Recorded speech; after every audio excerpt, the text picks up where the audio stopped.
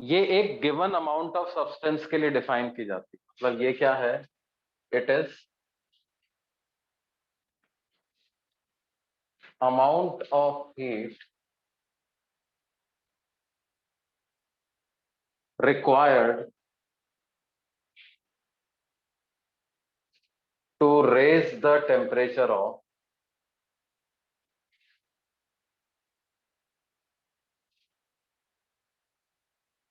a given amount of substance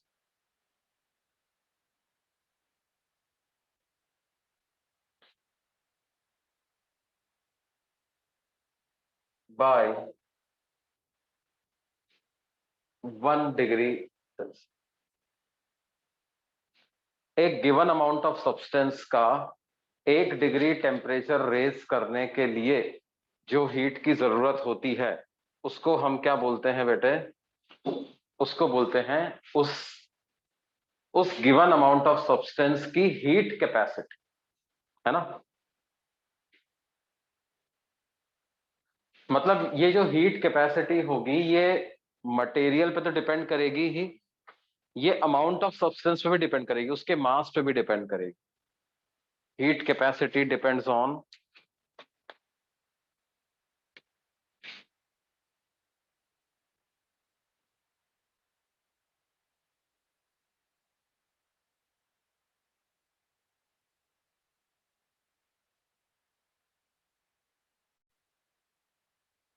on material of the substance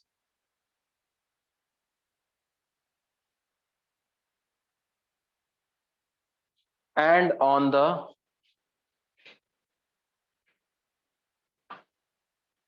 mass of that substance।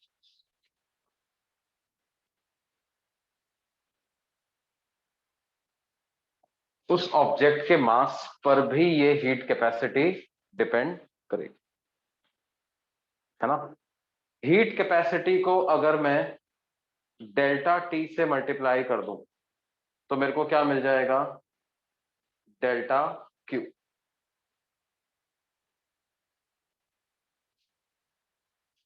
है ना। Capital S का मतलब क्या है? 1 डिग्री सेल्सियस टेम्परेचर बढ़ाने के लिए कितनी हीट की जरूरत है, उसको अगर मैं ये उससे मल्टीप्लाई कर दूं कि डेल्टा टी टेम्परेचर बढ़ाने के लिए कितनी हीट की जरूरत पड़ेगी, तो एस डेल्टा टी आ जाएगा। डेल्टा क्यू यहां पे क्या रिप्रेजेंट कर रहा है? Heat required to raise the temperature by delta T.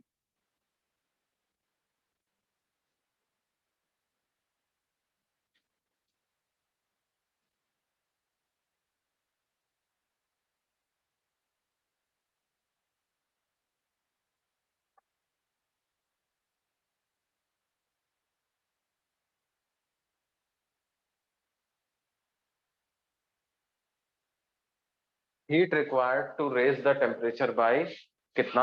Delta T. और ये कैपिटल एस क्या है? Heat capacity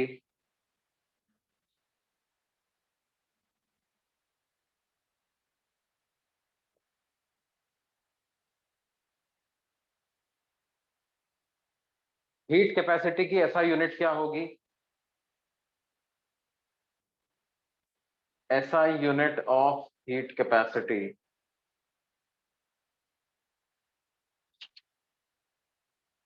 is joule per degree Celsius. ऐसा unit of heat capacity is joule per degree Celsius. 1 degree Celsius heat बढ़ाने के लिए कितनी, temperature बढ़ाने के लिए कितनी हीट की जरूरत है? एक बात और भी आप समझिए क्या कि हीट कैपेसिटी और स्पेसिफिक हीट कैपेसिटी में क्या अंतर है? स्पेसिफिक हीट कैपेसिटी में बस पर यूनिट मास और आ जाता है, और हीट कैपेसिटी एक गिवन सब्सटेंस के लिए ही निकाली जाती है। मतलब हम क्या लिख सकते हैं कि heat capacity is equal to M multiplied by specific heat.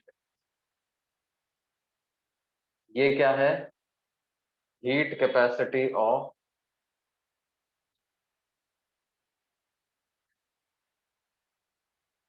m mass of a substance.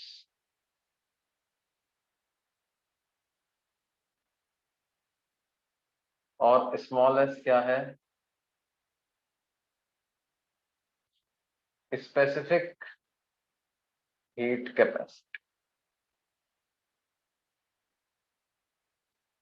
Small s क्या है? Specific heat capacity.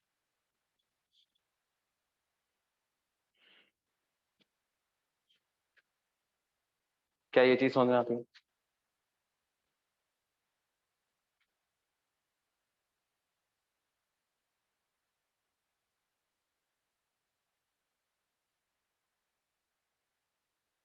जैसे कोई हमसे ये कहे कि लिखो, क्वेश्चन लिखो, if specific heat capacity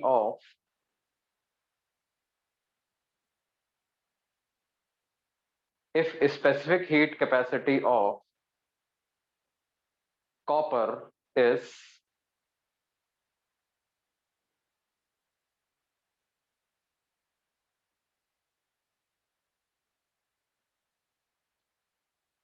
2800 joule पर kg पर डिग्री सेल्सियस, is 2800 पर kg per degree Celsius, then find the heat capacity of a copper block of mass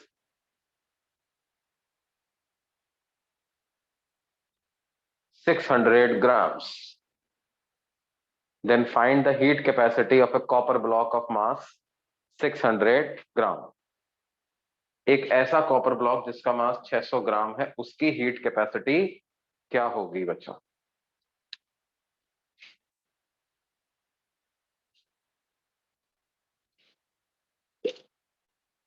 कैसे पता लगाएंगे भाई?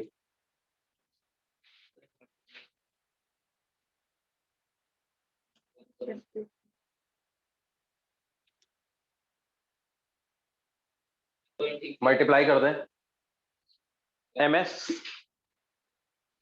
Mass into specific heat capacity कर दोगे तो क्या हो जाएगा? हीट कैपेसिटी आ जाएगी.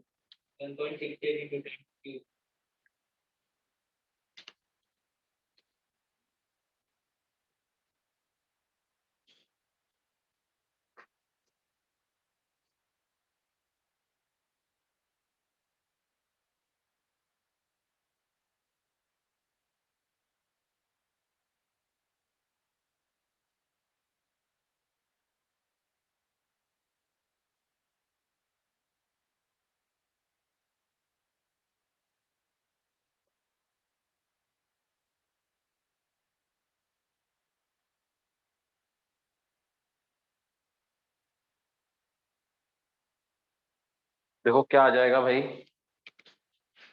Capital S is equal to small m into small s.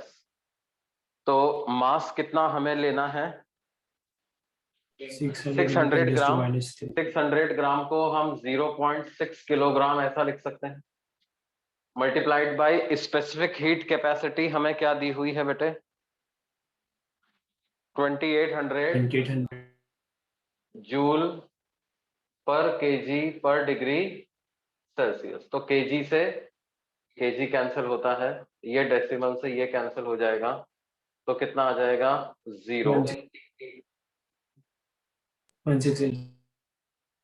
1680 joule per degree Celsius. ये इतनी हीट कैपेसिटी है ना.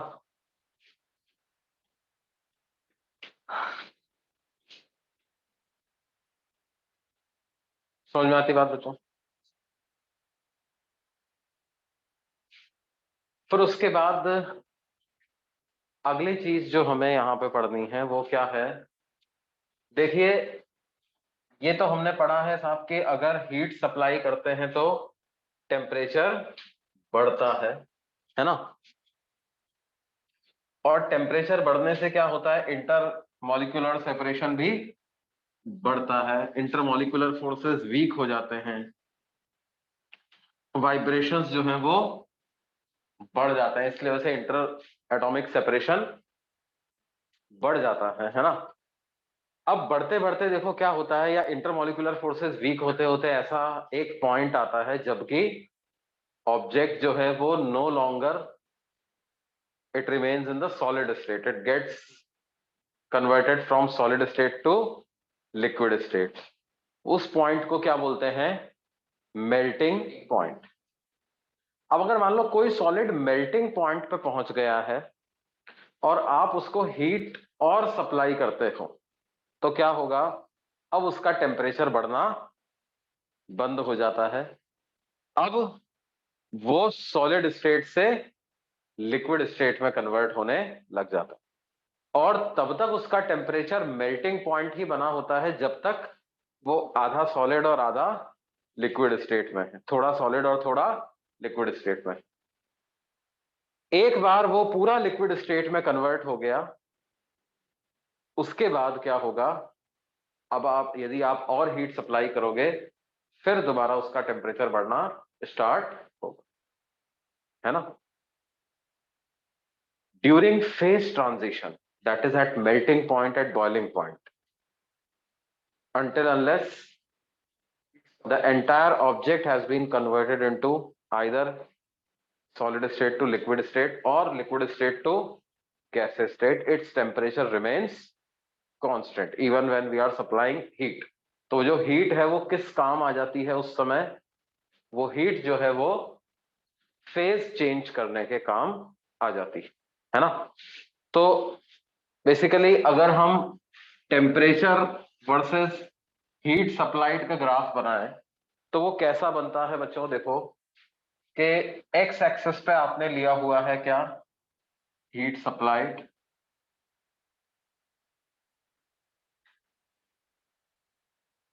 और वाई एक्सिस पर मान लो आपने लिया हुआ है क्या, टेम्परेचर। तो ऐसा होगा बेटे, पहले आप हीट सप्लाई करोगे तो टेम्परेचर लीनियरली बढ़ेगा एम एस डेल्टा टी के हिसाब से। एक पॉइंट आएगा जबकि क्या होगा, ऑब्जेक्ट अपने कहां पे पहुंच जाएगा, मेल्टिंग पॉइंट पे पहुंच जाए।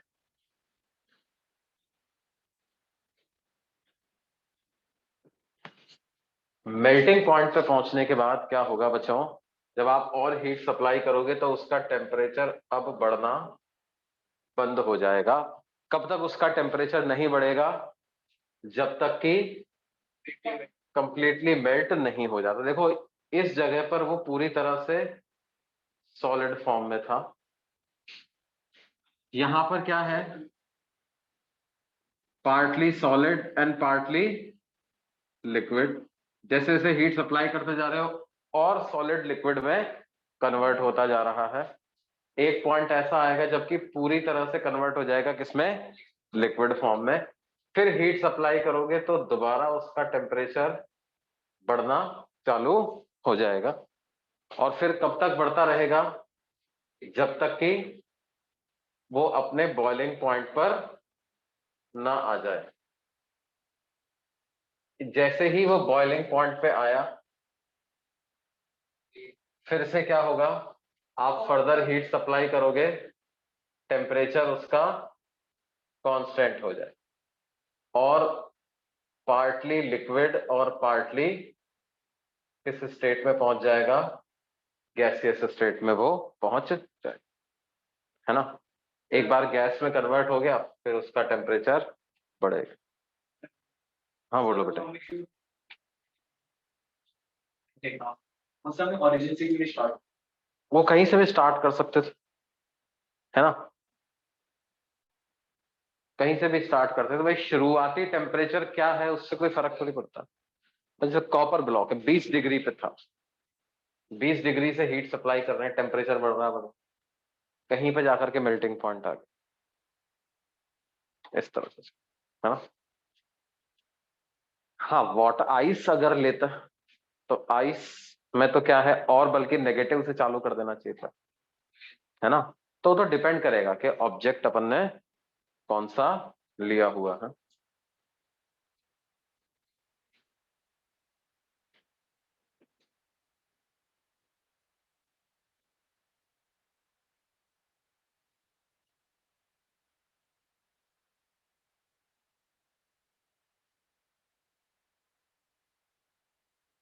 देखो यहां पर एक चीज ध्यान दो कि ये जो स्ट्रेट लाइन होती है, मान लेते हैं इसका इंक्लिनेशन है थीटा, और ये वाली स्ट्रेट लाइन है, इसका इंक्लिनेशन है क्या, थीटा 2। तो ये टेम्परेचर और हीट सप्लाइड में क्या रिलेशन होता है, देखो डेल्टा क्यू को ms डेल्टा टी ऐसा लिखते हैं, या डेल्टा टी किसके बराबर आ जाएगा, 1/ms into delta Q. Delta Q को हमने किस पे लिया हुआ है, एक्स एक्सिस पे, और डेल्टा टी को किस पे लिया हुआ है, वाई एक्सिस पे। तो ये इक्वेशन कुछ इस तरह की आ रही है कि नहीं आ रही है ना। इनफैक्ट डेल्टा टी को हम क्या लिख लेते हैं, टी माइनस टी इनिशियल, और यहां पर इस पूरी में क्या ऐड हो जाएगा, ये टी इनिशियल और ऐड हो जाएगा। तो y को मैंने क्या लिख दिया, टेम्परेचर, है ना। तो ये y equal to M X plus C, एक स्ट्रेट लाइन की इक्वेशन आ गई। और ये जो क्वांटिटी लिखी हुई है बच्चों, ये इस स्ट्रेट लाइन का स्लोप लिखा हुआ है। इसका मतलब tan θ1 की वैल्यू 1/m इंटू एस के बराबर आ रही है ना, mass into specific heat capacity. नहीं, मतलब जिस स्ट्रेट लाइन का स्लोप ज्यादा होगा उसकी स्पेसिफिक हीट कैपेसिटी कम होगी। Higher the slope lesser is the specific heat capacity, या 1/ms को कैपिटल एस भी लिख सकते हो आप।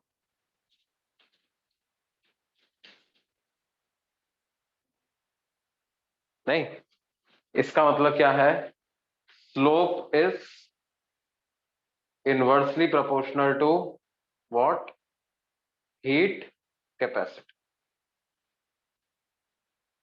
Higher the heat capacity lesser will be the,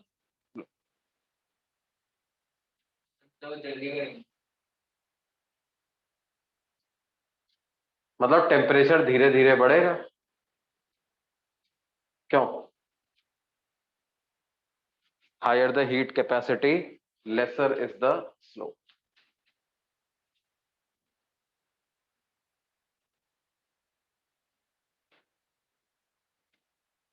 है ना।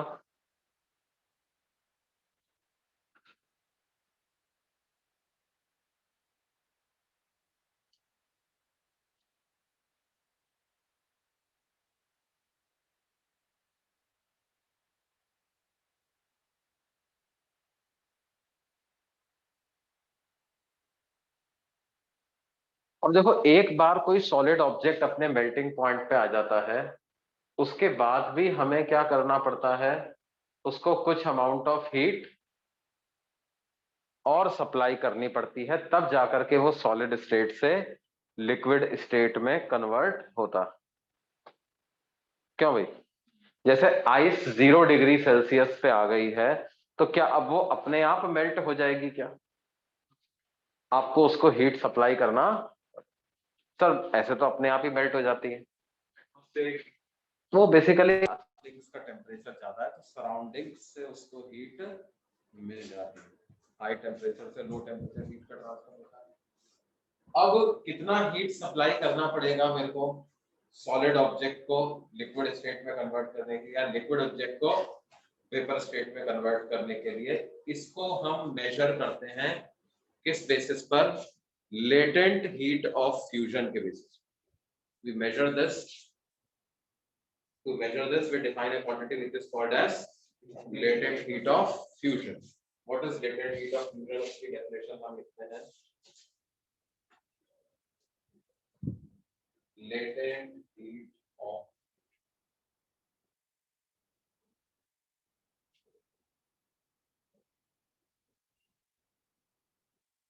ये क्या है? It is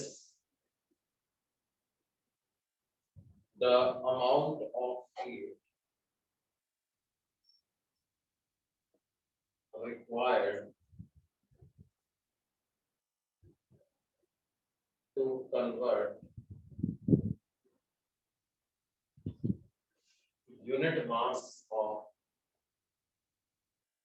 a solid substance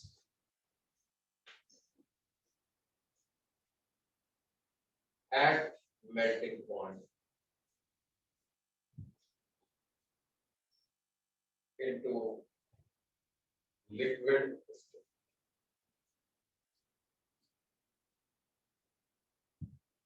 It is amount of heat required to convert unit mass of a solid substance at melting point into liquid. एक unit mass of solid substance को melting point पर कितनी heat supply करें so that क्या हो जाए, solid state से liquid state में कन्वर्ट हो जाए. इसका सिंबल होता है क्या बच्चों? LF, latent heat of fusion, है ना. और इसकी SI यूनिट क्या होगी?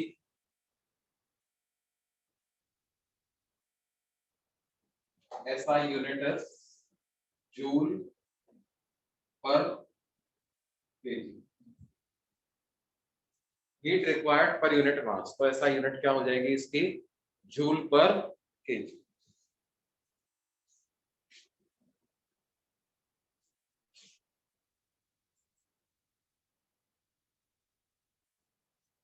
SI यूनिट इज जूल पर केजी, है ना. मतलब अगर मुझे कोई m मास ऑफ सब्सटेंस दिया जाए, सॉलिड सब्सटेंस, मेल्टिंग पॉइंट पर उसको लिक्विड स्टेट में कन्वर्ट करने के लिए जो हमें हीट सप्लाई करनी पड़ेगी वो क्या होगी? m इंटू LF, है ना. Delta Q is heat required to convert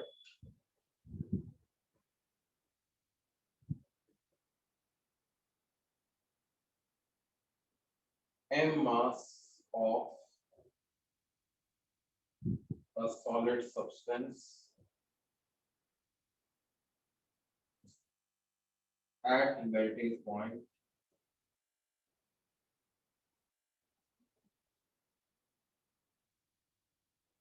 into liquid state.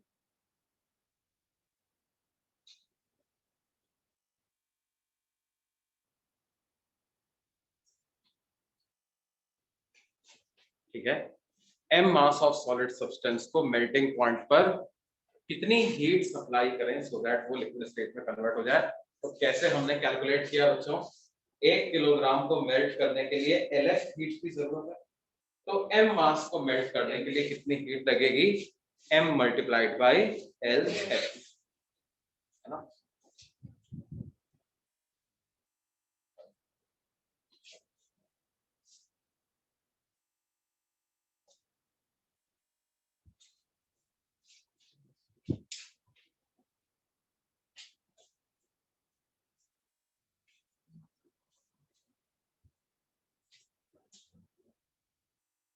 उसी तरह से liquid to vapour state, gases state में कन्वर्ट करने के लिए जो पर किलोग्राम हीट की जरूरत होती है उसको बोलते हैं क्या? Latent heat of vaporisation.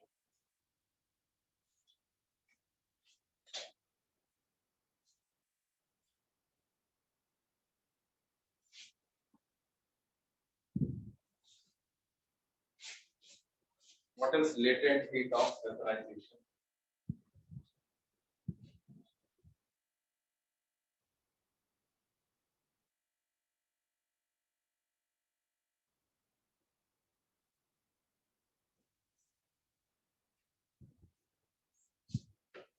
इसको हम किस सिंबल से डिनोट करेंगे? L, है ना. Amount of heat required to supply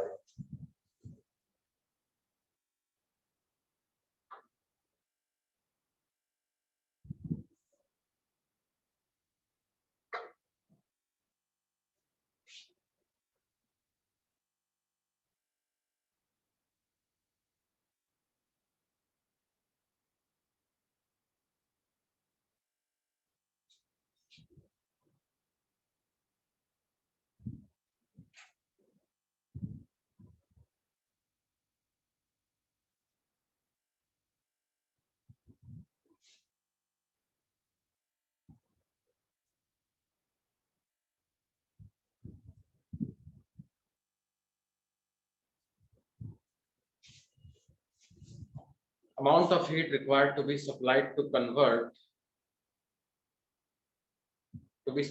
at boiling point to convert unit mass of liquid into gaseous state, है ना। यूनिट मास ऑफ लिक्विड को उसके बॉइलिंग पॉइंट पर कितनी हीट सप्लाई करनी पड़े so that it converts into what, gaseous state. m mass of liquid को कितनी हीट सप्लाई करनी पड़ेगी, mass into latent heat of vaporisation. दो डेटा हैं जो कि हम याद भी रख सकते हैं, क्या, latent heat of fusion of ice जो होता है वो होता है 80 calorie per gram and latent heat of vaporisation of water ये होता है कितना, 540 कैलोरी पर ग्राम।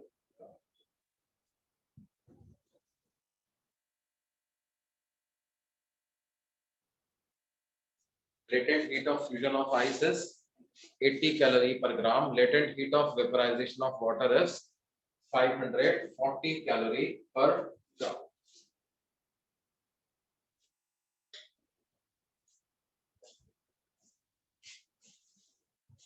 क्या बात समझ आ रही है?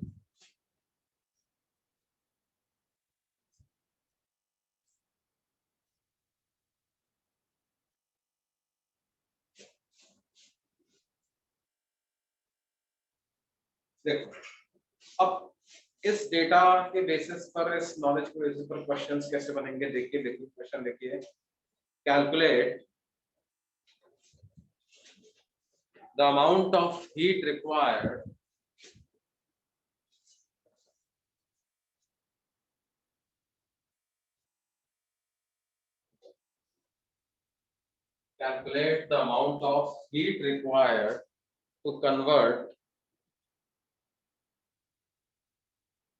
to convert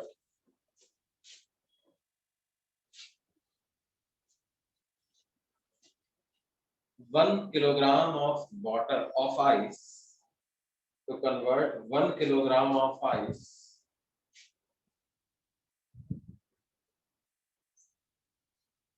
at -10 degrees Celsius into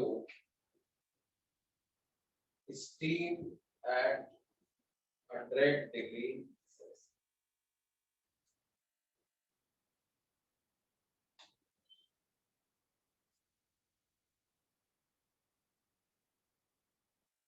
Calculate heat required to convert 1 kilogram ice at -10 degrees Celsius into steam at कितना 100 degree Celsius.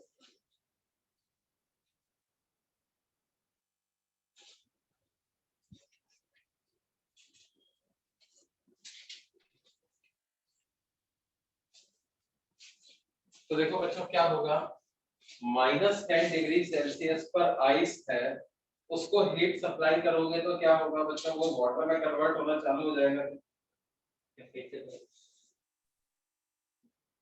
-10 डिग्री सेल्सियस पे आइस है, जैसे ही उसको हीट सप्लाई करेंगे क्या होगा बेटे, पहले टेम्परेचर बढ़ेगा, है ना। कब तक बढ़ेगा, जब तक क्या नहीं आ जाता, मेल्टिंग पॉइंट नहीं आ जाता, है ना। तब तक टेम्परेचर बढ़ेगा जब तक कि मेल्टिंग पॉइंट नहीं आ जाता। तो देखो क्या होगा, ये जो 1 किलोग्राम आइस है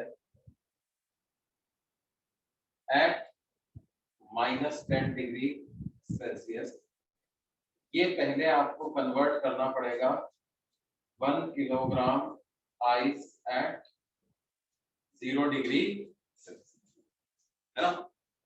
फिर उसके बाद 1 किलोग्राम आइस को जब हम हीट सप्लाई करेंगे तो वो कन्वर्ट होना चालू हो जाएगा पानी में, और 1 kilogram water at 0 degree Celsius पे आ जाएगा। उधर आप फिर उसको दोबारा हीट सप्लाई करोगे तो अब उसका टेम्परेचर बढ़ना चालू होगा, और कब तक बढ़ता जाएगा, जब तक बॉइलिंग पॉइंट नहीं आ जाता, मतलब 1 किलोग्राम वाटर एट कितना 100 डिग्री सेल्सियस। और उसके बाद जब आप उसको और हीट सप्लाई करोगे तो वो किस में कन्वर्ट हो जाएगा 1 किलोग्राम स्टीम एट 100 डिग्री। क्या ये बात समझ में आती है? अब यहां पर कितना हीट सप्लाई करना पड़ा उसको,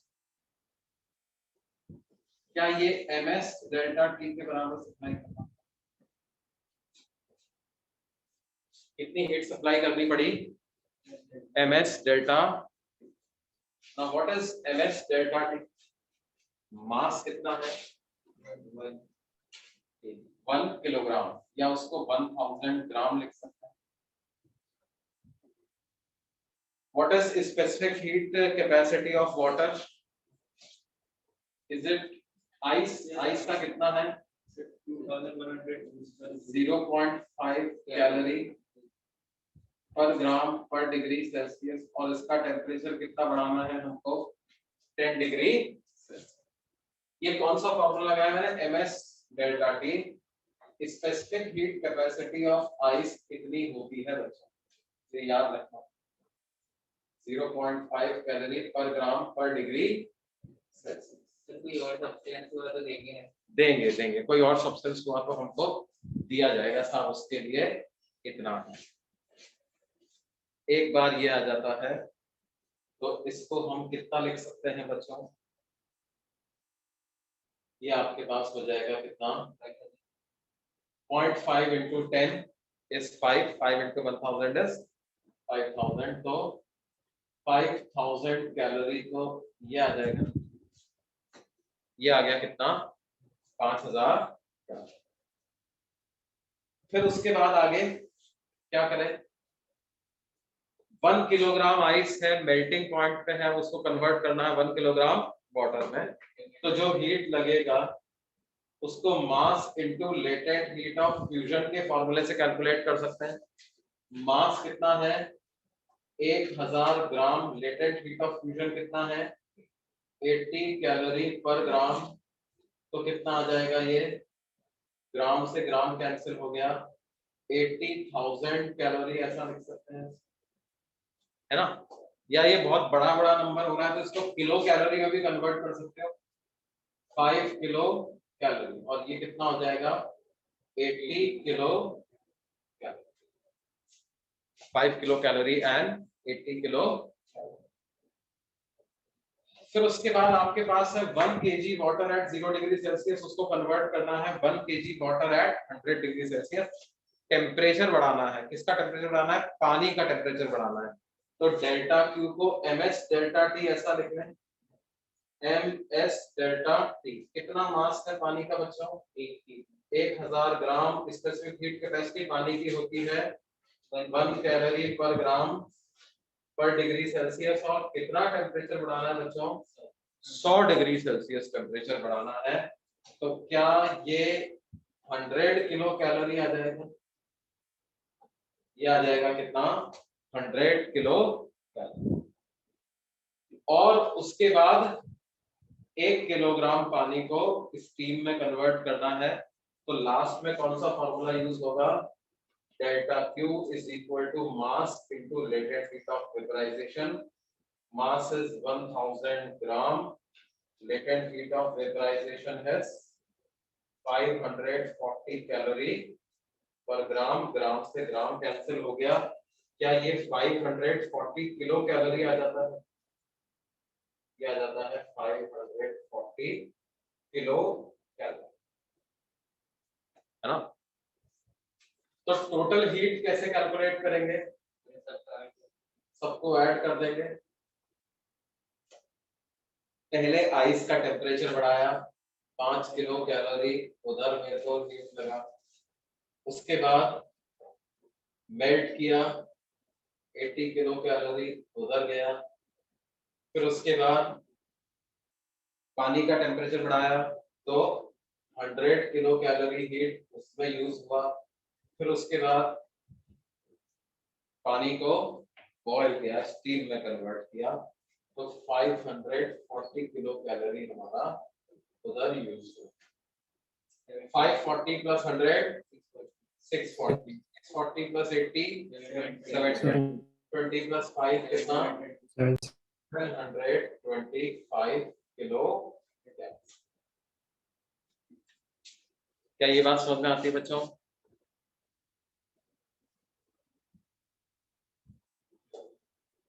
हाँ बेटे, जो लोग ऑनलाइन कनेक्टेड हैं, हाँ सर।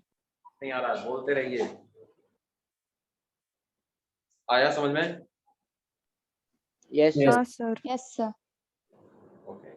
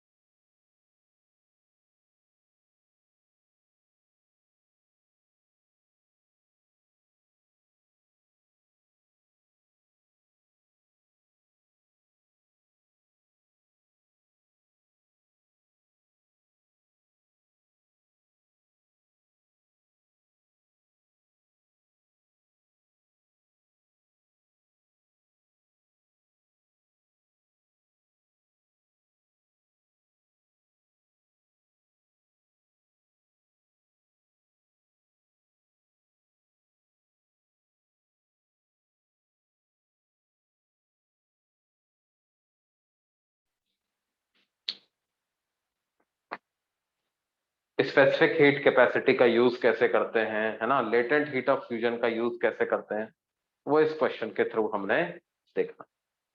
नोट कर लिया बच्चों सबने? हाँ बच्चों, इसको रब कर दें क्या? पूरे को रब कर दें क्या बच्चों? हाँ सर। ओके।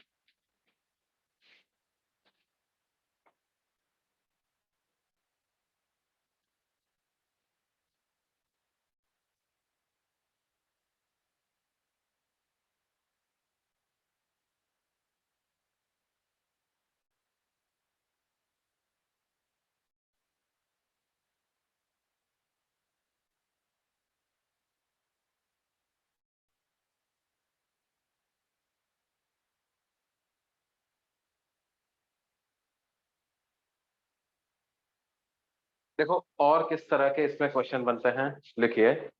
मान लो हमसे कहा जाए कि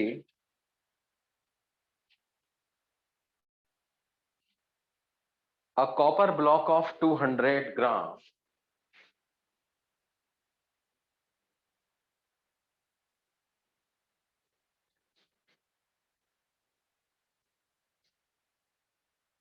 having specific heat capacity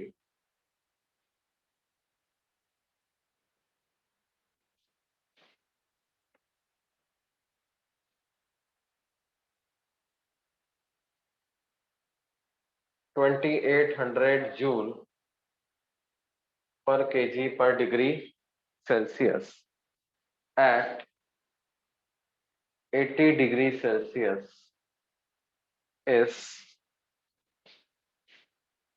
put in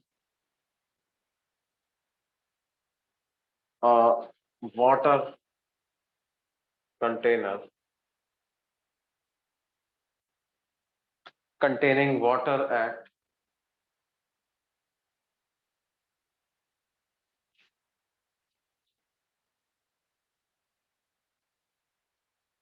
या containing कितना 1 kilogram water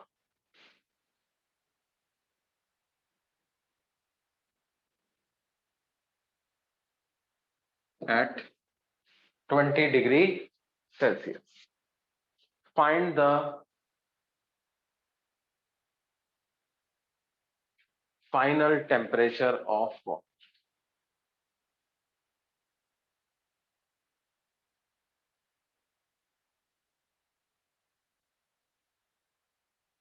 Find the final temperature of water. पता लगा सकते हैं। अब देखो होगा क्या, 80 डिग्री सेल्सियस का कॉपर ब्लॉक उसको आपने किसके कांटेक्ट में रख दिया, 20 डिग्री सेल्सियस के वाटर के कांटेक्ट। क्या होगा, क्या हीट एक्सचेंज होगा, क्या हीट रिलीज करेंगे, हाई टेम्परेचर से लो टेम्परेचर हीट का फ्लो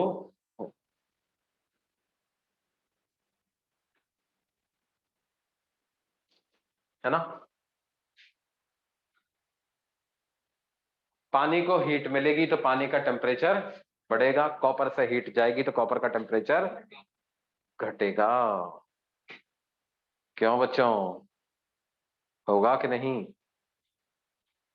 यस। कब तक ये हीट का फ्लो होता रहेगा भाई? सर जब तक दोनों तरफ सेम हीट ना हो जाए। क्या ना हो जाए? सर जब तक दोनों साइड पे सेम अमाउंट ऑफ हीट नहीं हो जाएगी तब तक। नहीं, सेम अमाउंट ऑफ हीट तो हमेशा जा रही है। कॉपर से x जूल जा रही है, वाटर को x हीट मिल रही है, तो सेम अमाउंट ऑफ हीट तो हमेशा। ये कब तक जाता रहे?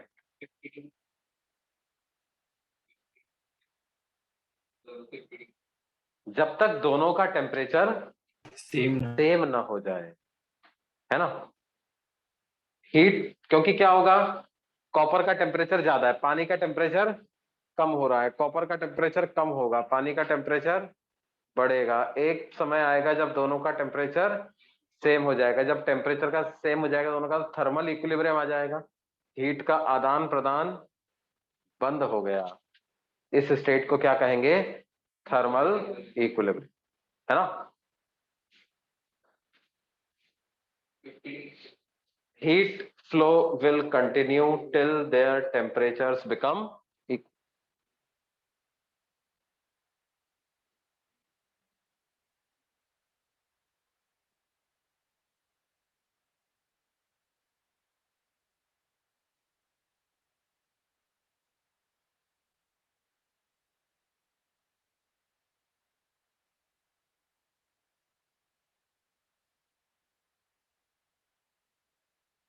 Heat flow will continue till their temperatures become equal.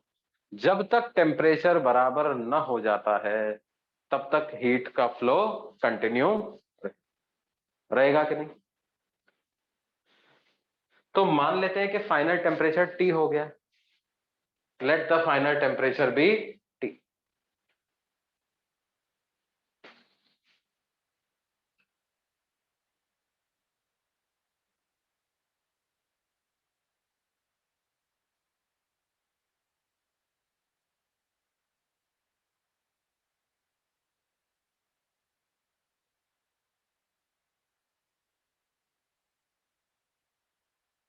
है ना।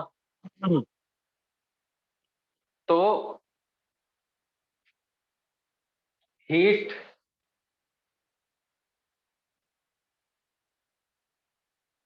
एब्जॉर्ब्ड बाय वाटर कितना होगा ये लिख सकते हैं।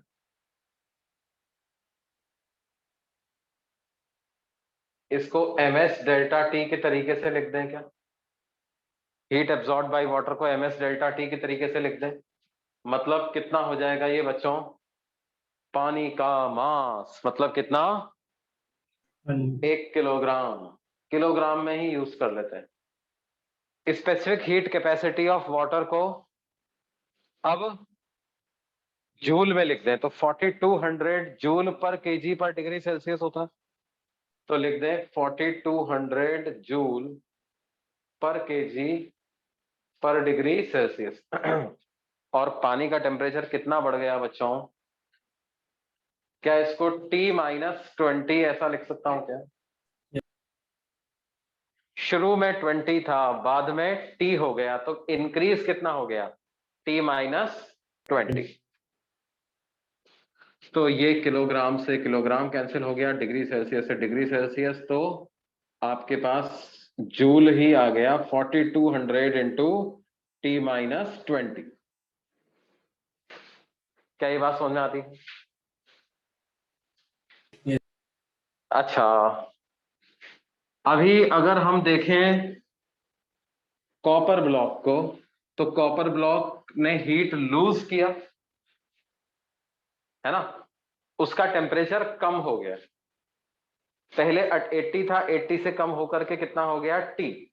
तो हीट लॉस्ट को, heat lost by copper block को क्या लिख देंगे, heat lost by copper block. Again I can use the formula ms delta T, लेकिन यहां पर डेल्टा टी को क्या लिखूंगा, 80 minus T, loss in temperature या डिक्रीज इन टेम्परेचर। यहाँ पे T माइनस 80 नहीं लिखेंगे, यहाँ पे क्या लिखेंगे 80, क्योंकि वहां जब आप हीट गेन लिख रहे हो तो final temperature minus initial temperature, जब हीट लॉस लिख रहे हो तब क्या लिखोगे, initial temperature minus final temperature. When you are writing heat gain, कितना हीट मिला, तो ms डेल्टा टी में डेल्टा टी क्या हो जाएगा, T final minus T initial. जब आप लिख रहे हो हीट लॉस, तो डेल्टा टी में क्या, डेल्टा टी कैसे लिखेंगे, T इनिशियल माइनस T, तो इसको लिख देंगे मास। मास कितना दिया हुआ है बच्चों, 200 ग्राम। 200 ग्राम मतलब 0.2 किलोग्राम। किलोग्राम में क्यों कन्वर्ट किया साहब हमने, क्योंकि जूल पर किलोग्राम में दिया हुआ है मेरे को S की वैल्यू, तो 2800 जूल पर किलोग्राम पर डिग्री सेल्सियस। और इसको 80 माइनस T लिख दें क्या, किलोग्राम से किलोग्राम, डिग्री सेल्सियस से डिग्री सेल्सियस कैंसिल हो जाता है, 280 इंटू 2 को लिख सकते हैं कितना बच्चों, 560 इंटू 80 माइनस T।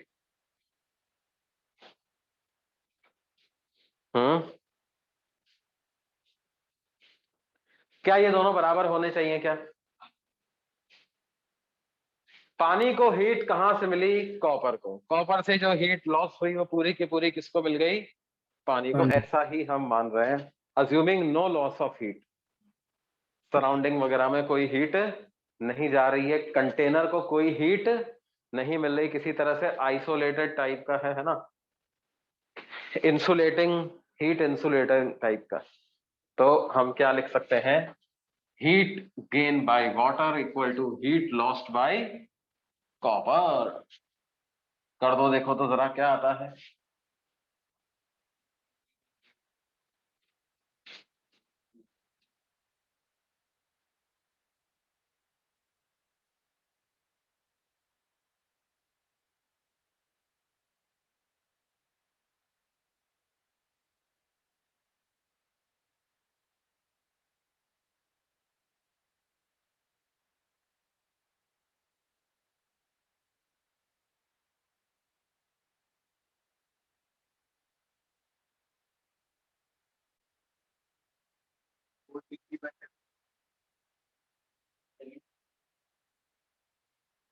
सेवन से कैंसिल कर दें, 7 6 जा 42, 7 8 जा 56, ये आ जाएगा 60T माइनस 1200, ये हो जाएगा 640 माइनस 8T, तो कितना हो जाएगा, T is equal to 1840 divided by 68, 1840 divided by कितना, 60। ये बात समझ में आती, ये कितना आ जाएगा, इसको थोड़ा सिंप्लीफाई वगैरह करें अगर हम लोग, 460/17, 4 से कैंसिल करें क्या, 4 4 जा 16, 2 4, 4 6 जा 24, 460 डिवाइडेड बाई 70। इसको और सिंप्लीफाई कर लो, 17 2 जा 34, 34 और 12 46, तो 120, 17 7 जा 119, अप्रोक्सीमेटली 27 डिग्री सेल्सियस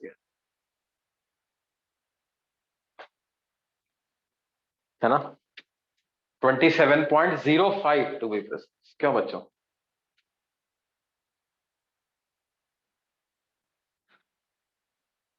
समझ में आती है।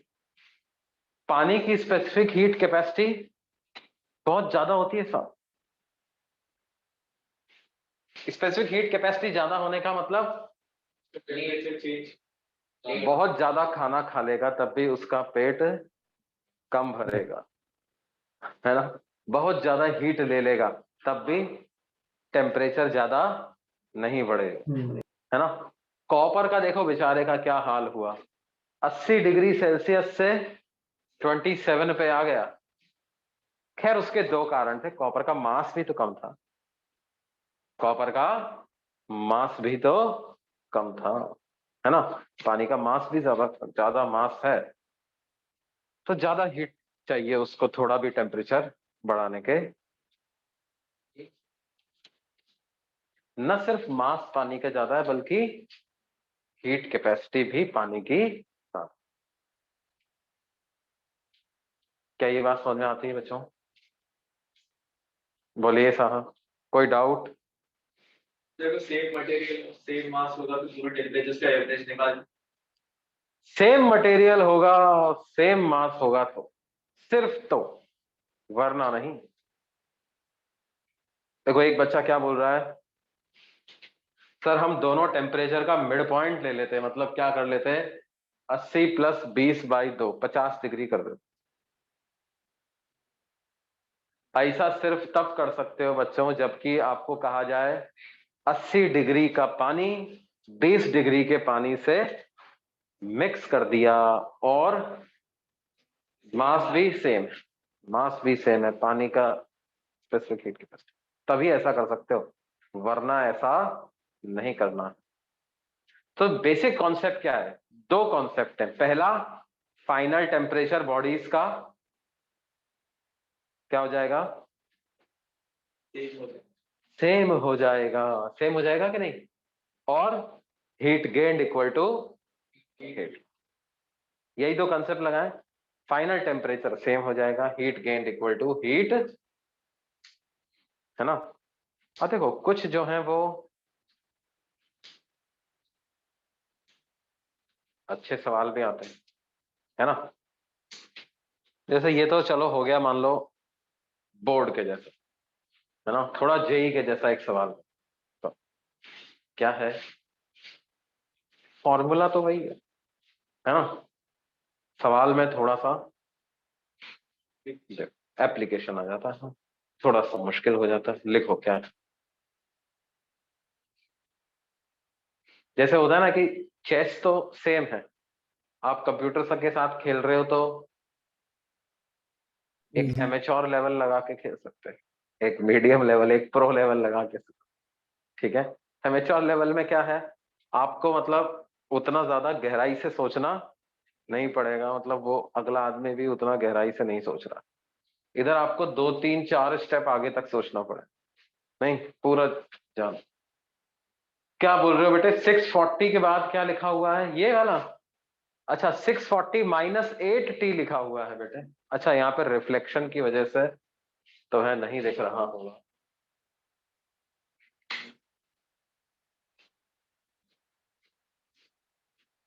अभी दिखता है, तुमको दिख रहा है, यहाँ पर वहां आ सकते हैं, इधर कोई दिक्कत नहीं।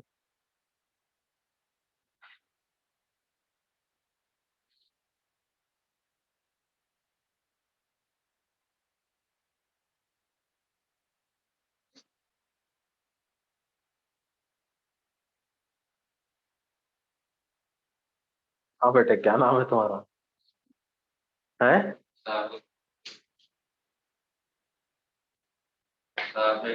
राजन, साहिल, तुम्हारा नाम पिछली क्लास में ही पूछा था ना मैंने, पिछली क्लास में आए थे ना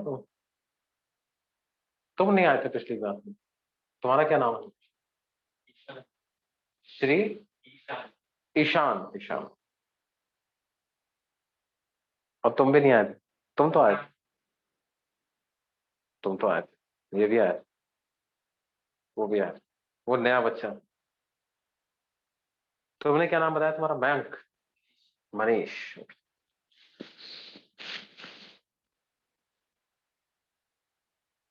सवाल करो, लिखो।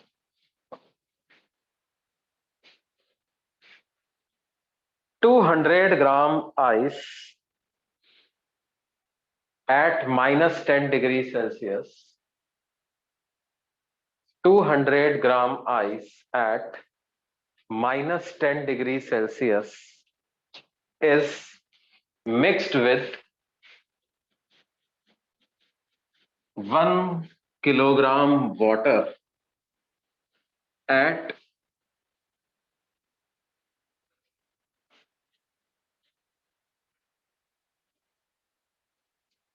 20 degree Celsius.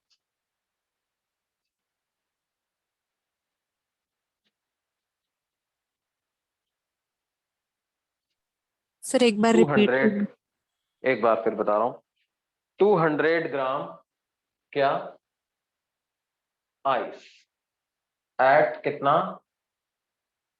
-10 degree Celsius is mixed with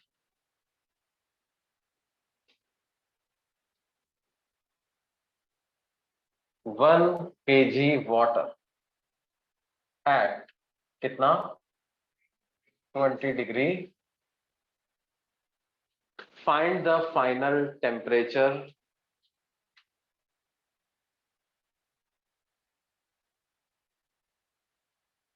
and the composition of the mixture।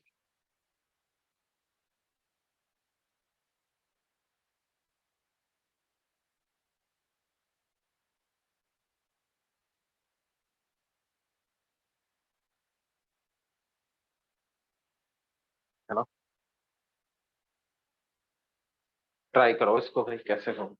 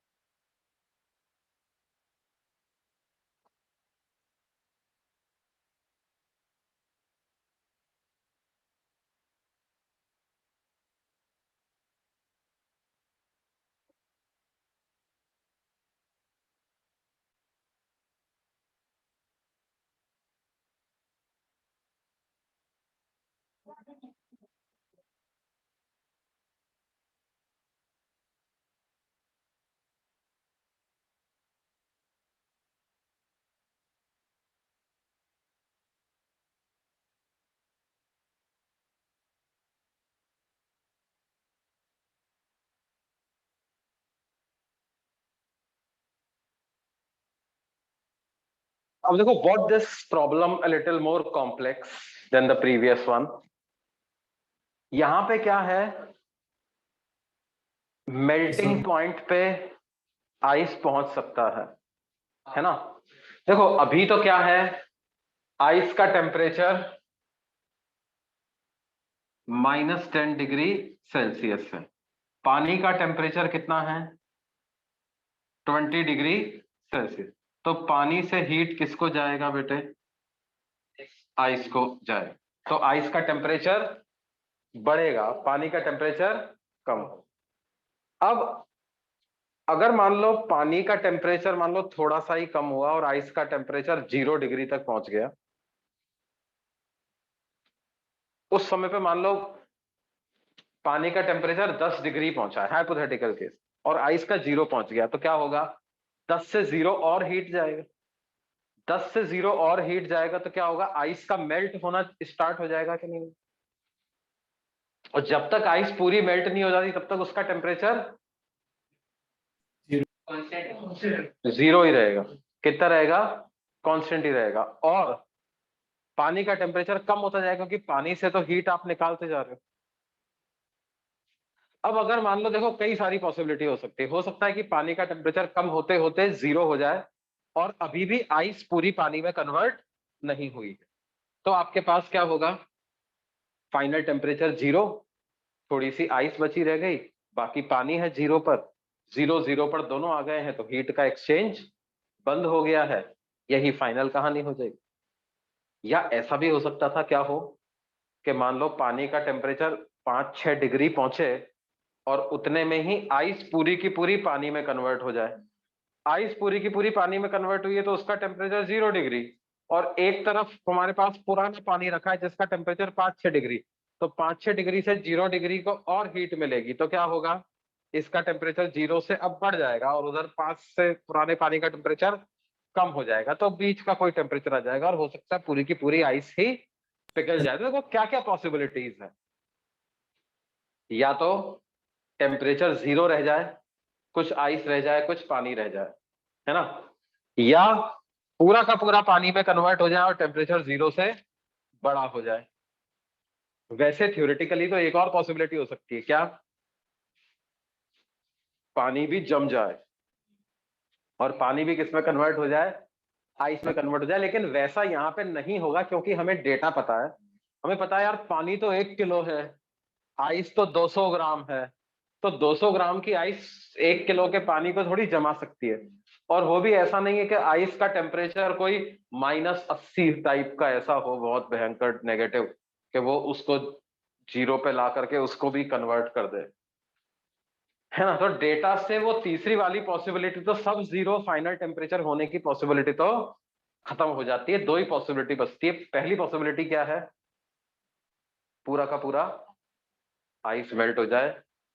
हम ऐसा करते हैं, देखो तरीका क्या है इसको करने का, आप पहले दोनों को 0 0 पे पहुंचा दो, दोनों को 0 0 पे पहुंचा के देख लो कितना क्या हीट लगता है, फिर उसके हिसाब से बाद में हिसाब किताब करते रहेंगे। क्या करें, पहुंचाओ आइस को 0 डिग्री पर, पहुंचाओ जल्दी पहुंचाओ। आइस को 0 डिग्री लाने के लिए कितनी हीट चाहिए, heat required to bring the ice to 0 degree Celsius,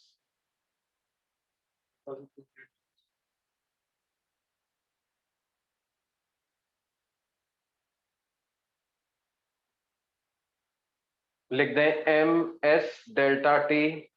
मास कितना है, 200 gram. Specific heat capacity 0.5 calorie per gram per degree Celsius. Rise in temperature कितना किया है, 10 डिग्री सेल्सियस। डिग्री सेल्सियस से डिग्री सेल्सियस गया, ग्राम से ग्राम गया, 0.5 इंटू 10 कर देंगे तो 5 इंटू 200 कर देंगे तो कितना आ जाएगा, 1000 कैलोरी लगा। बोलिए बच्चों। और हीट रिलीज्ड बाय वाटर,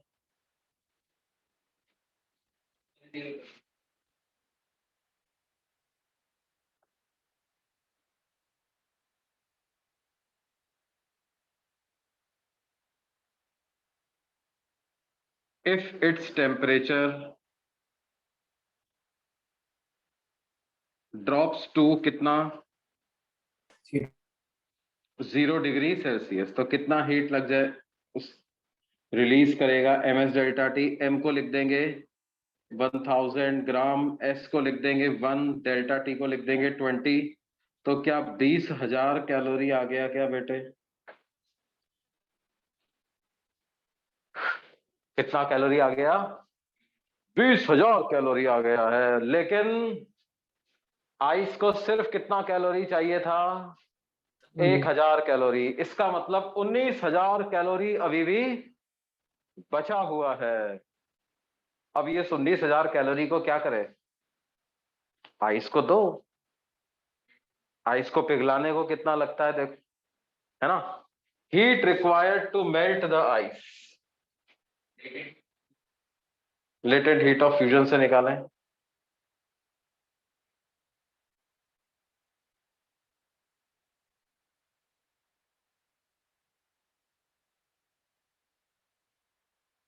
तो वो कितना आ जाएगा, 200 मल्टीप्लाई बाय कितना, 80, मतलब कितना हो गया, 16,000 कैलोरी। 1,000 कैलोरी ये खा गया, 16,000 ये खा गया, टोटल मिलकर के कितनी खा गए, 17,000 खा गए। इसने कितनी सप्लाई कर रखी है, 20,000 सप्लाई कर रखी है, उसमें से 17,000 तो चली गई, उसका हिसाब लग गया, वो ठिकाने लग गया। अब कितनी बची, 3,000 कैलोरी और हीट बची है। और उस 3,000 कैलोरी का क्या करे, टेम्परेचर बढ़ा दो भाई, 0 डिग्री पर थोड़ी रहेगा वो, 3,000 कैलोरी से क्या हो जाएगा, टेम्परेचर बढ़ जाएगा। लेकिन अब 3,000 कैलोरी से कितने ग्राम पानी का टेम्परेचर बढ़ाना पड़ेगा आपको, 1200, 1000 ग्राम तो ये वाला, और 200 ग्राम पानी आइस के पिघलने से और आ गया है। हाँ, पानी पानी सब एक समान। क्यों? कौन सा तेरा पानी, कौन सा मेरा पानी? समझ में आ रही है बात? सेम है, दोनों पानी सेम है। नहीं, ऐसा थोड़ी है भैया, एक वो वाला पानी जो कि विराट कोहली पी रहे हैं ब्लैक वाटर कह के, उसको मतलब 100 रुपए का एक बॉटल पी रहे हैं, एक हम पी रहे हैं 20 रुपए का एक बॉटल। सेम पानी है, ऐसे बेवकूफ बना रहे हैं। देखो क्या है, दोनों को हीट सेम लगेगा। क्या हो जाएगा बच्चों, अपने पास कितनी कैलोरी हीट बची हुई है? 3000। और पानी कितना है? m 1200 s 1 delta T. तो डेल्टा टी की वैल्यू कितनी लिख दे बच्चों? 3000 डिवाइडेड बाई 1200, टका टक टक टक, ये कैंसिल हो गया। 30/12, 6 5 जा 30, 6 2 जा 12, मतलब 2.5 डिग्री। यानी कि क्या होगा बच्चों, फाइनली पूरा का पूरा पानी होगा हमारे पास, और उसका टेम्परेचर कितना होगा? 2.5 डिग्री सेल्सियस। किसी को कोई डाउट? एक बार जो हमने किया उसको नोट कर लो, थोड़ा समझ लो, टेक सम टाइम। जो स्टेप नहीं समझ में आया वो पूछो।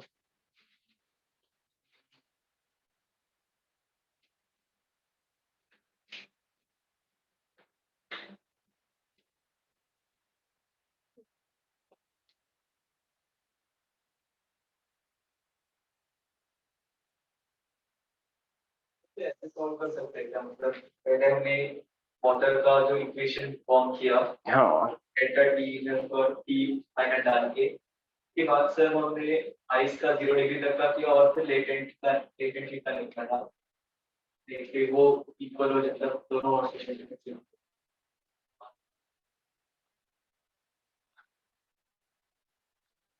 देखो एक दूसरा तरीका क्या हो सकता था वो मैं तुम्हें बताता हूं अभी।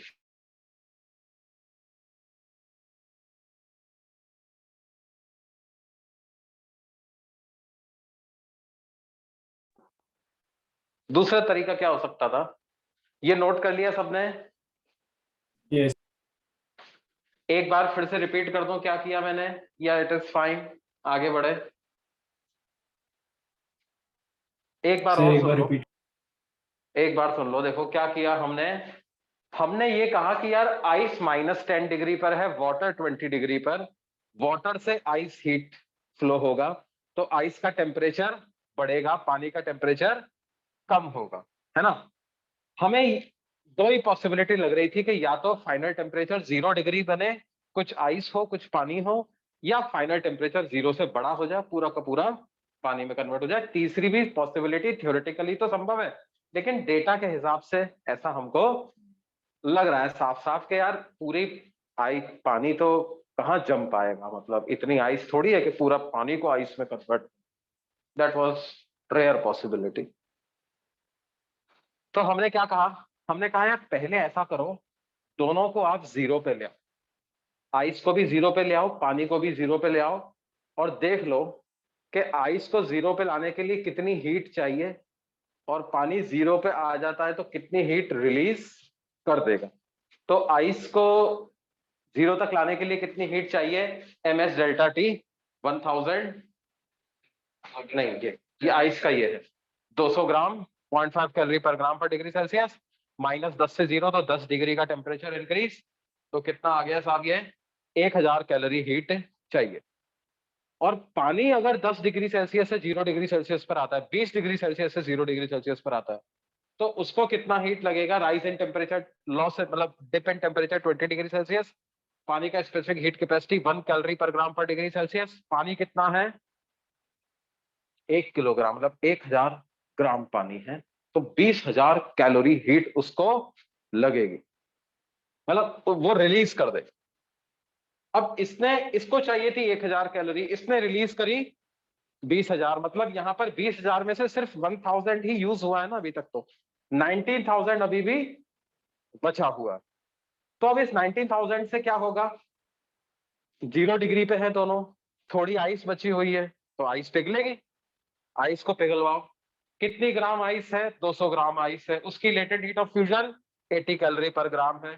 पूरी पूरी आइस पिघलवाने में भी 16,000 कैलोरी ही हीट खर्च हो रही है। यहां पर कितनी बची थी? 19,000 बची थी, उसमें 16,000 खर्च हो गई। पूरी आइस पानी में कन्वर्ट हो गई। अब मेरे पास 1000 ग्राम पहले का पानी है, 200 ग्राम नया पानी और हो गया। टोटल पानी कितना हो गया? 1200 ग्राम। उसका टेम्परेचर कितना हो गया? 0 डिग्री सेल्सियस। और साथ में 3000 कैलोरी हीट और बची हुई है। तो वो 3000 कैलोरी से 1200 ग्राम पानी का टेम्परेचर जो कि 0 डिग्री पे पहुंच गया है। और बढ़ा दें, और बढ़ा दीजिए। तो 3000 calorie equal to M S delta T. S कौन सा यूज होगा? पानी का, क्योंकि अब पानी का टेम्परेचर बढ़ रहा था। तो डेल्टा टी की वैल्यू 2.5 डिग्री सेल्सियस आ गई। तो इसका आंसर क्या हो गया? Finally we have 1200 gram water at 2.5 degree Celsius. 300 gram था। तो वहाँ पे heat required to melt the ice 20,000 cross. हाँ, 20,000 क्रॉस जाता। तो फिर हम क्या करते हैं? फिर हम कहते हैं कि यार इसका मतलब क्या है? पूरा 200 ग्राम मतलब पूरा 300 ग्राम पिघल नहीं रहा है, थोड़ा कम पिघल रहा है। कितना पिघल रहा है? 19,000 is equal to M into L F. तो कितना मास पिघला वो पता चल समझ आएगा? 0। थोड़ा आइस है, थोड़ा पानी है, तो टेम्परेचर तो एक ही हो सकता है। कितना? 0। देखो, जो दूसरा तरीका मैं बता रहा था वो क्या था? अच्छा, उसके पहले एक बच्चे ने यहाँ पे एक डाउट पूछा था, वो आप समझ लो। वो क्या बोल रहा है? वो बोल रहा है कि सर मान लो कि जैसे अपन ने ये 16,000 निकाला, मान लो ये किसी तरह से ये वैल्यू 16,000 से मतलब 19,000 से ज्यादा आ जाती, 19,000 से ज्यादा आ जाती, तो इसका अर्थ क्या निकालते अपन? इसका अर्थ ये होता कि जो आपने मान लिया है कि पूरा का पूरा आइस पिघल गया, वो पूरा नहीं पिघलता। कुछ अमाउंट आइस की फॉर्म में ही बचा रह जाता। थोड़ा आइस, थोड़ा पानी, happily ever after. 0 degree Celsius उनका टेम्परेचर। नहीं, अब कोई हीट का आदान प्रदान नहीं। ये बात समझ में आती है? जैसे एक ऐसा सवाल कराए जिसमें थोड़ा आइस थोड़ा पानी बचा रह जाए। ओके, यही सवाल कर लो, यही सवाल कर लो, लिख लो, मैं बता देता हूं। 200 gram ice eight -10 degree Celsius. 200 gram ice eight -10 degree Celsius is mixed with कितना? 500 ग्राम water eight 20 degree Celsius is mixed with कितना? 500 ग्राम water eight 20 degree Celsius. Find the final composition and the temperature of the mixture. Find the final temperature and the composition of the mixture. Composition of the mixture मतलब कि क्या? मजे what?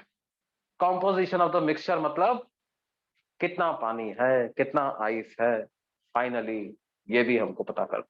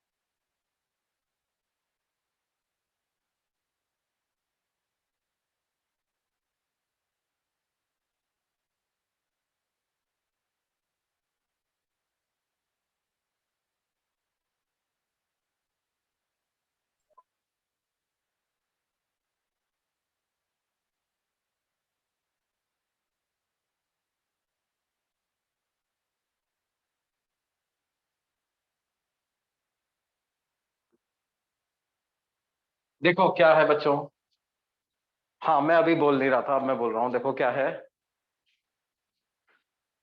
Ice का temperature -10 से 0 तक पहुंचाने के लिए कितना हीट चाहिए, तो वो मैंने निकाला।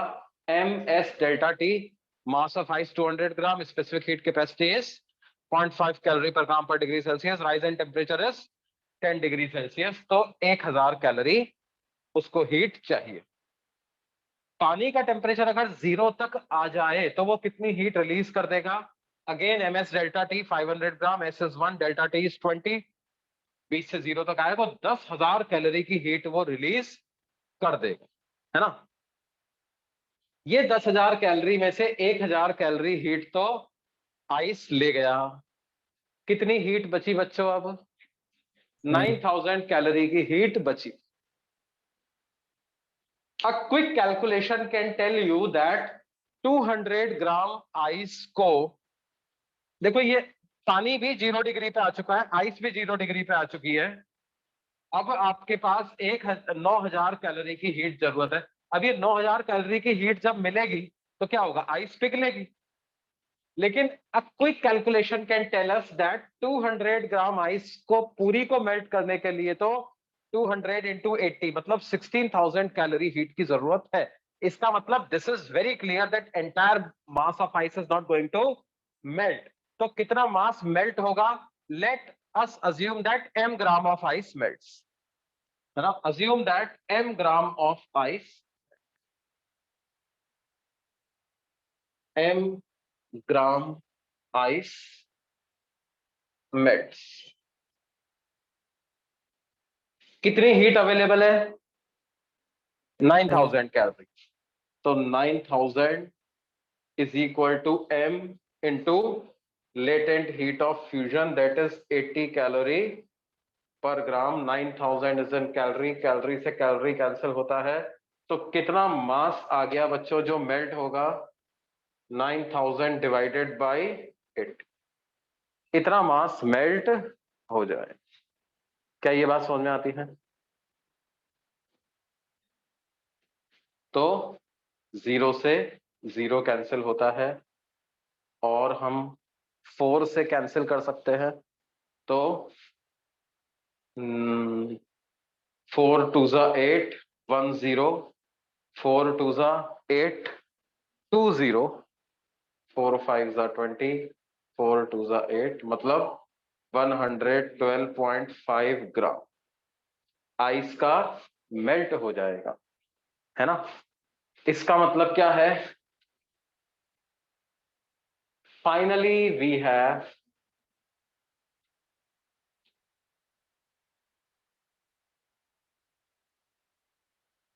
कितना?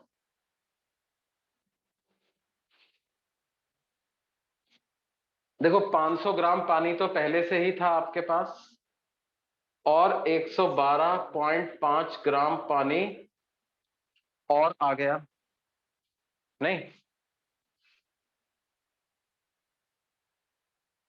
कैसे? बर्फ के पिघलने से। तो टोटल पानी कितना हो गया अपने पास? 612.5 ग्राम वाटर अपने पास हो गया बच्चों, है ना? एंड कितना आइस बचा?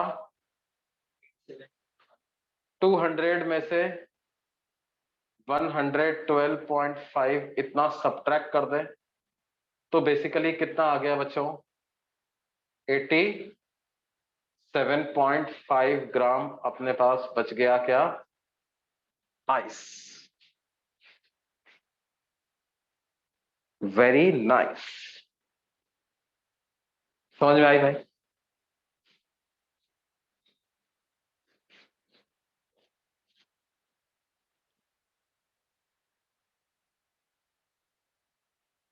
देखो इन सारे क्वेश्चंस में हमने क्या किया है, एक चीज इग्नोर कर दी है, जो कि क्या है? द कंटेनर, या जिसको बोलते हैं कैलोरी मीटर, जिसमें कि ये पूरा अपन मिक्स करते हैं, आइस को वाटर में, कॉपर को वाटर में, है ना? अगर कभी कभी हमें वो कैलोरी मीटर का भी हीट एक्सचेंज अकाउंट में लेना है, तो वो लेने के लिए इट इज ऑल्सो इजी। क्या कर सकते हो? कैलोरी मीटर का मास दे दो अपने को, उसका स्पेसिफिक हीट कैपेसिटी दे दे तो उसको कर लेंगे, या मास और स्पेसिफिक हीट कैपेसिटी अलग अलग ना दे, सीधे सीधे हीट कैपेसिटी दे दे तो भी अपन कर लेंगे। कभी कभी क्या होता है ना, मास स्पेसिफिक हीट कैपेसिटी दी जाती है ना हीट कैपेसिटी दी जाती है, एक चौथी ही चीज दे दी जाती है जिसको बोलते हैं water equivalent of calorimeter. Water equivalent of calorimeter का मतलब क्या होता है वो समझ लेते हैं हम।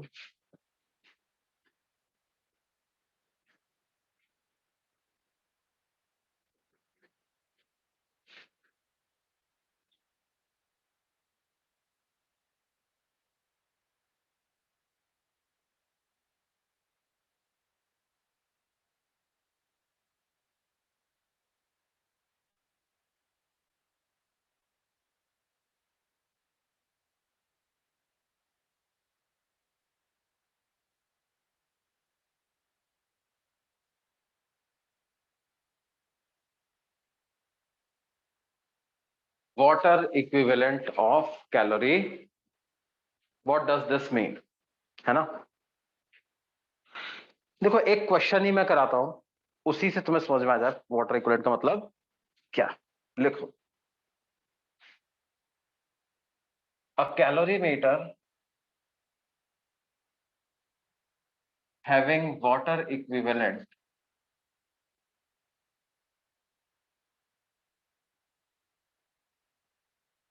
(200 grams) contains 1 liter of water at 20 degree Celsius, है ना?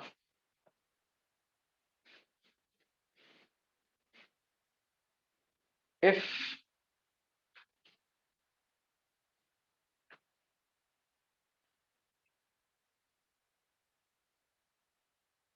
a copper block of mass 200 grams is put in this water,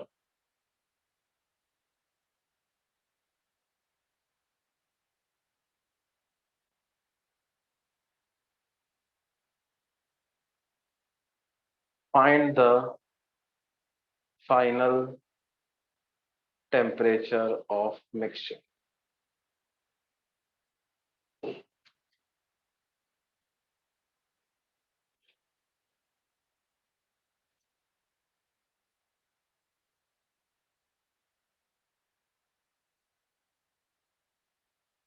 है ना। assume specific heat capacity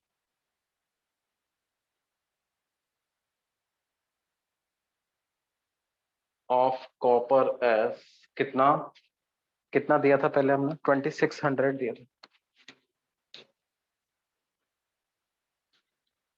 खैर वो भी हाइपोथेटिकल डेटा है।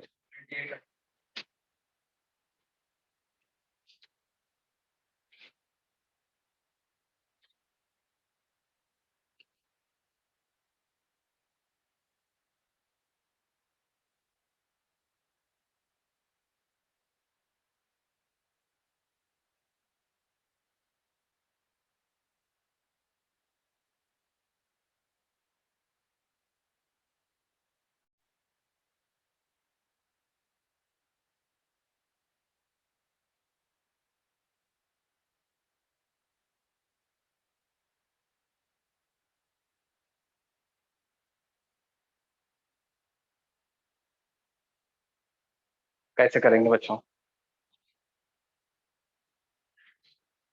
देखो क्या होगा, कैलोरीमीटर में पानी रखा हुआ था तो कैलोरीमीटर और पानी का तो टेम्परेचर सेम हो चुका होगा, ये अपन मान सकते हैं। अब जब कॉपर का टेम्परेचर 80 डिग्री सेल्सियस है और बाकियों का टेम्परेचर 20 डिग्री सेल्सियस है, तो कॉपर से पानी को हीट मिलेगी, पानी का टेम्परेचर बढ़ेगा। पानी कैलोरीमीटर में ही रखा हुआ है तो कैलोरीमीटर का भी टेम्परेचर बढ़ेगा। तो हीट लॉस करने वाला तो कौन है? कॉपर। और हीट मिलने वाली किसको है? वाटर को और कैलोरीमीटर को। पानी का टेम्परेचर मान लो T हो गया, तो पानी को कितनी हीट मिलेगी वो तो अपन लिख देंगे। कैलोरीमीटर का भी टेम्परेचर 20 डिग्री से बढ़कर के T डिग्री होगा, उसको कितनी हीट मिलेगी ये कैसे लिखेंगे भाई? तो इसके लिए वो उन्होंने हमें क्या दे दिया? Water equivalent. मतलब उन्होंने कहा कि यार ये जो कैलोरीमीटर जितनी भी हीट खींचेगा ना, it is same as heat absorbed by 200 gram of water. It is equal to heat absorbed by 200 gram of water. If water equivalent of calorimeter is m gram, that means for the sake of heat exchange, it is equivalent to that m gram of, है ना। तो आप क्या कर सकते हो, आप ये मान सकते हो कि टोटल मास ऑफ वाटर कितना है। 1 लीटर का मतलब 1 किलोग्राम, यानी 1000 ग्राम तो पहले से ही है, और 200 ग्राम कैलोरी मीटर को भी मैंने पानी के जैसा ही मान लिया हीट एक्सचेंज के लिए, है ना। तो कितना हो गया? 1200 ग्राम। समझ में आती बात? क्या करें? Heat gain equal to heat loss,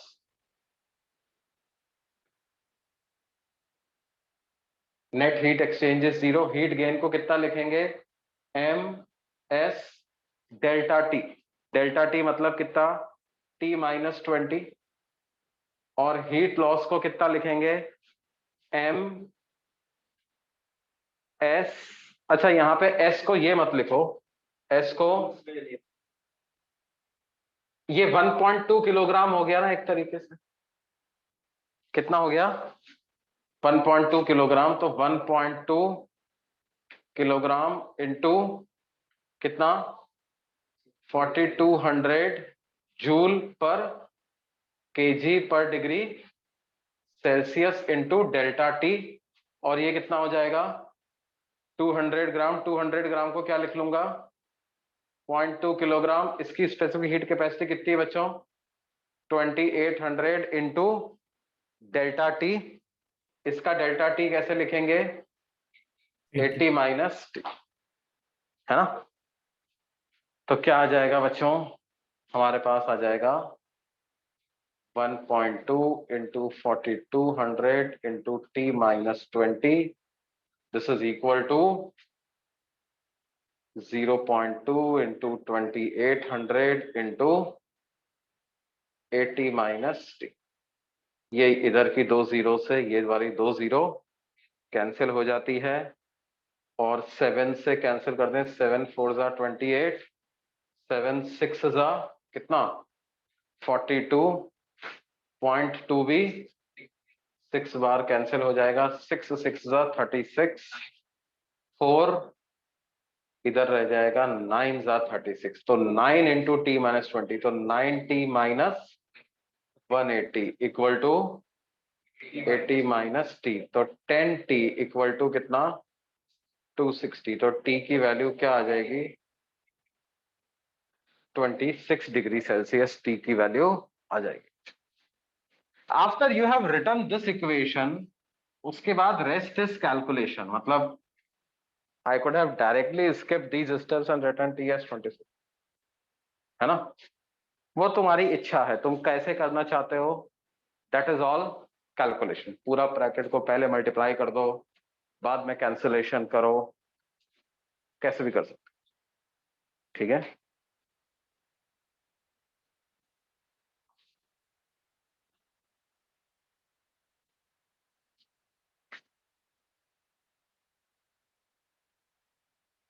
तो ये पार्ट जो है इसको क्या बोलते हैं बच्चों, this is called as what, calorimetry, calorimetry, है ना, this is called as calorimetry. अब जो इसका अगला पार्ट है वो हम पढ़ते हैं क्या, heat transfer, heat transfer mechanism.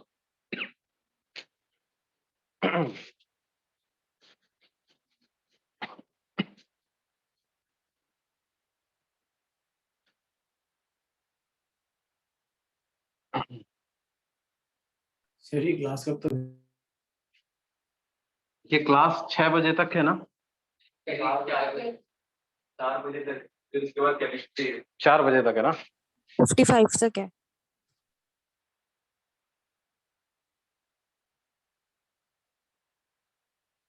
चलो तो ठीक है, अभी हम इतना ही पढ़ते हैं। केमिस्ट्री कितने बजे से है तुम्हारा? 4 से 6। 4 o'clock। चलो ओके बच्चों। अच्छा, होमवर्क क्या रहेगा हमारा, एक मिनट ये देना, तो बुक देना, देखो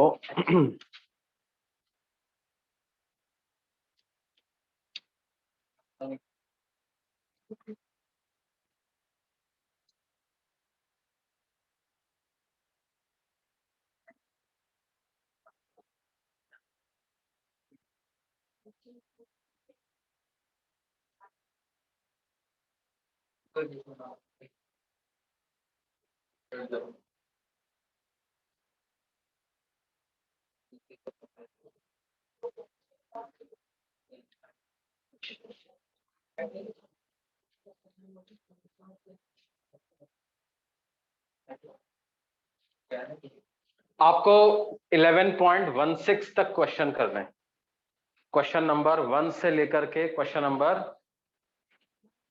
16, ठीक है। First 16 questions of thermal properties of matter, है ना, सब लोग करके लेके आए भाई। Okay, bye sir, thank you sir. Bye बेटे।